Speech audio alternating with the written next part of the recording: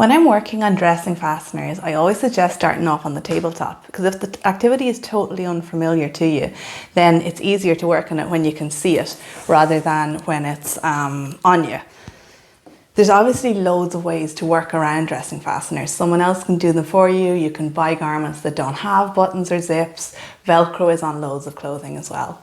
And depending on the person, sometimes it's better to work on it at the time they're actually getting dressed, because it seems more purposeful and meaningful to them, and you can half do it and they can finish it off and they're doing a bit of dressing anyway at that point.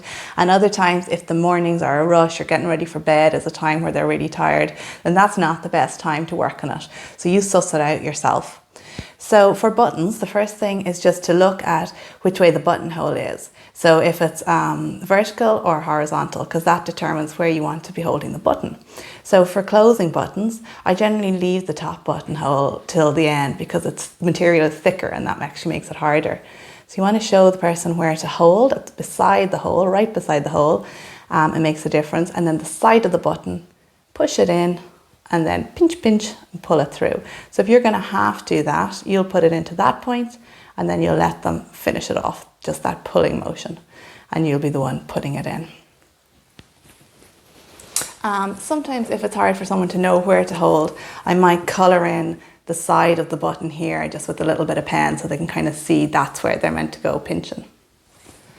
Doing the top buttons on jeans, it's slightly different. And they're always a little bit stiffer as well because the material is thicker. So you're talking about putting it into the buttonhole, and then often, if strength is an issue, 2 thumbs on top to push down while you pull the material up. So if we look then at opening, I'll start with these ones. You're talking about pinching and lifting it up and over. And these actually, if you're wearing them, are easier done when you're standing because you can pull them up to the narrower part of your waist rather than where your tummy is. For opening buttons on a shirt, again, you've got your pinching fingers, you're holding again right beside the buttonhole and that same side of the button, and you're making the buttonhole really big and then twisting and pushing it through. So if we move on to zips, it's definitely worth trying before you buy on zips because some of them just are stiffer and harder to use. One like this, when there's a contrast in colour, can be a little bit easier for someone to see. And if there was a contrast between this bottom little bit of the zip and the zipper, that would make it even easier as well.